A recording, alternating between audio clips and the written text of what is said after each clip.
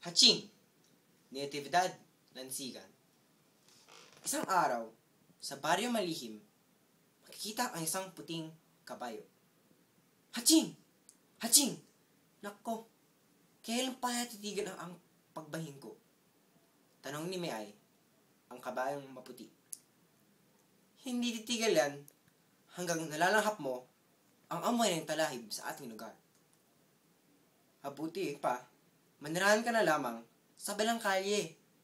Doon, wala masyadong talahib. Tama! Kakahanap pa ng trabaho. Sagot ni Meay. Naglagpay nga si Meay patungo sa balang kalye. Iginala niya ang paningin sa paligid. Wala gaano talahib, ngunit maraming sasakyan, maraming titinda at mga mimili. Hindi na bale magalo. Wala naman masyadong mga talahib. Masaya ang wika ni Meay. Sumunod siya kay Kahoy at sinabi niya na nakakita siya ng trabaho. Taghihira siya ng kalesa. Palengke ang lagi niyang pinupuntahan. Isang araw, habang naghihintay ng pasahero si Meay, may sumakay sa kanyang isang malaki ng mamadali. Magnanakaw! Magnanakaw! Sigaw ng mga tao. Dalian mo! Utos na lalaking among kutsero ni Meay. Itid mo ako sa pinakadulo ng baryo malihim. Sigaw nito. Ibabaan niyo ang lalaking yan! Magnanakaw yan! Sigaw ng ilang taong galit na galit. Lumapit ang isang tendera na may dalang isang tali na may kasamang talahib. Inimpas ito sa kalesa at pilit na pinababa ang lalaki. Haching!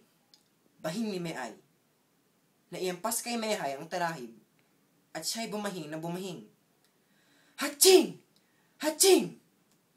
Bumaliktad ang kalesa. Humagis ang lalaki sa bangketa. Tumilapon na kay Meay ang mga bulaklak at talahib. Bumahing ng bumahing si Meay. Sa takot ng lalaking maapakan ni Meay, ay hindi siya makatayo. Dumating ang mga pulis at hinuli ang lalaking magnanakaw. Maraming salamat sa iyo, kabayang maputi, sabi ng tindera. Kung hindi ka bumahing, hindi ka mahuli ng lalaking ito. Tuwang-tuwa si Meay sa nangyari. Pinakain siya ng masarap na pagkain ng tindera, ninakawan, bilang pasasalamat sa kanya.